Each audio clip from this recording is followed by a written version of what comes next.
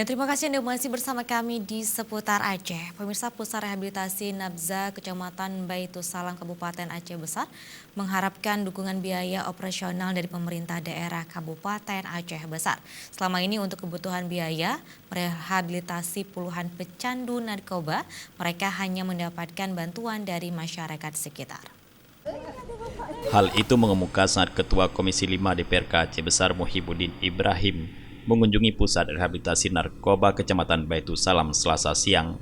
Muhyiddin Ibrahim yang didampingi Kepala Dinas Arsip dan Perpustakaan Aceh Besar Anita Mkes dalam kesempatan ini mendengar langsung berbagai keluhan dari pengurus panti rehab tersebut. Pusat Rehabilitasi Nabza yang diresmikan Bupati Aceh Besar tahun lalu kini terkendala akibat kurangnya dukungan biaya operasional dari pemerintah daerah setempat. Menurut Kepala Puskesmas Kecamatan Baitussalam yang juga pembina panti rehab Nabza tersebut, selama ini untuk biaya operasional mereka hanya mendapatkan subsidi dari warga sekitar. Sementara pasien yang menjalani perawatan di panti rehab tersebut tidak dipungut biaya. Kendala selama ini mungkin ya karena memang masih kurangnya kepedulian juga. Jadi kami berharap mohon dukungan dan kepeduliannya terhadap rumah rehab karena ini semua bisa terjadi karena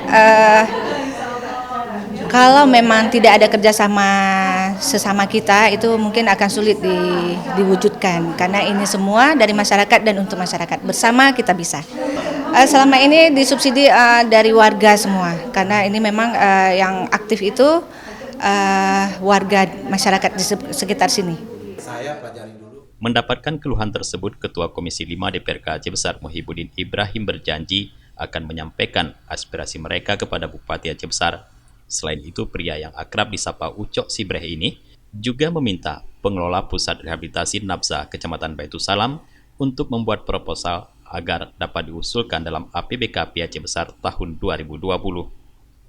Jadi untuk itu pemerintah dalam hal ini harus betul-betul peduli keberlanjutan program di sini.